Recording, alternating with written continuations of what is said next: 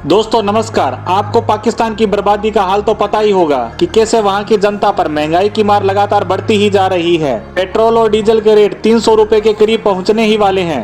आटा भी आम आदमी की पहुंच से बाहर होता जा रहा है। इन्हीं सब के बीच पाकिस्तान अपनी बर्बादी के लिए एक कदम और आगे बढ़ चुका है। अब तो वहां से चूहे निकलकर भागने भी शुरू हो गए हैं। हम बात कर रहे हैं पाकिस्तान के सबसे अच्छे दोस्त चीन की। जी हां, खबर आ रही है कि चीन ने अपने दूतावास से काउंसलर सेक्शन को बंद कर दिया है। यह खबर खुद चीन ने पाकिस्तान में स्थित अपने दूतावास की वेबसाइट पर जारी की है। इसमें उन्होंने कहा है कि फिलहाल हमारी तरफ से दूतावास में काउंसलर सेक्शन को अनिश्चित काल के लिए बंद किया जा रहा है। साथ ही यहाँ यह भी कहा जा रहा है कि दूतावास अपने कर्मचारियों को पाकिस्तान से कम करने में लगा है। चीन के इस कदम को पाकिस्तान के लिए बड़े झटके के रूप में देखा जा रहा है। यहाँ चीन ने कुछ दिन पहले ही अपने नागरिकों के लिए एक एडवाइजरी भी जारी की थी कि आप संभल कर रहें, आप पर हमला हो सकता है। यहाँ सुरक्षा इंतजाम हद से भी ज्यादा खराब हो चुके हैं। इस चेतावनी के बाद अब काउंसलर सेक्शन बंद कर चीन ने बता दिया है कि वह किस तरह का दोस्त है। साथ ही इस कदम से सबको समझ भी आ गया होगा कि पाकिस्तान का बुरा समय कभी भी शुरू हो सकता है। अब इसके पीछे के कारणों को जानने का प्रयास करते हैं कि चीन की सरकार और उनकी मीडिया कह रही है कि पाकिस्तान में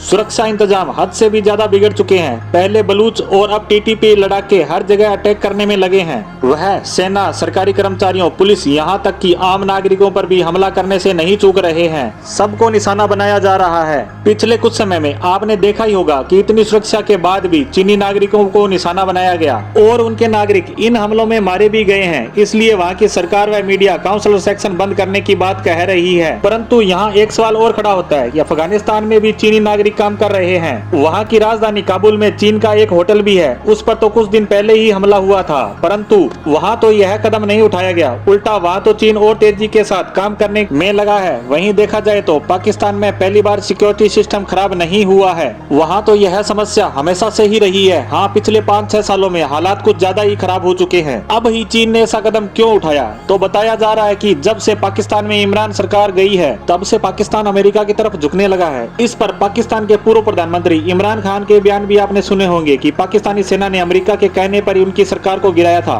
वहीं पिछले कुछ समय में देखा जाए तो पाकिस्तान के प्रधानमंत्री व सरकारी अफसर अमेरिका व उसके सहयोगी देशों के दौरे करने में लगे हैं। वहीं अभी तक चीन की तरफ किसी ने रुख नहीं किया, जबकि इमरान खान की सरकार के समय पाकिस्तान के मजे थे। यहाँ तक कि उसे कश्मीर में सैन्य बेस सौंपे जाने की तैयारी चल रही थी। सी पैक पर भी चीन पूरी तेजी से काम करने में लगा था। अब यह दोनों योजनाएं ठंडे बस्ते में चली गई है। सी पैक का काम पूरी तरह बंद हो चुका है। अगर ऐसा होता है तो पाकिस्तान तो डूबेगा ही, साथ ही चीन को बहुत बड़ा आर्थिक नुकसान उठाना पड़ेगा। इसीलिए चीन पाकिस्तान को लोन देने से कतरा रहा है। इसीलिए पाकिस्तान भी IMF, अमेरिका व यूरोपीय देशों के आगे हाथ फैलाए खड़ा है। अमेरिका की शरण में जाने की चाह के कारण ही चीन ने यह कदम उठाया है ताकि पाकिस्तान को सबक सिखाया जा सके।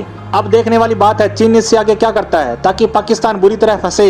इस खबर पर हम आगे भी नजर बनाए रखेंगे। तो इसी के साथ आज की पोस्ट को यहीं विराम देते हैं। धन्यवाद।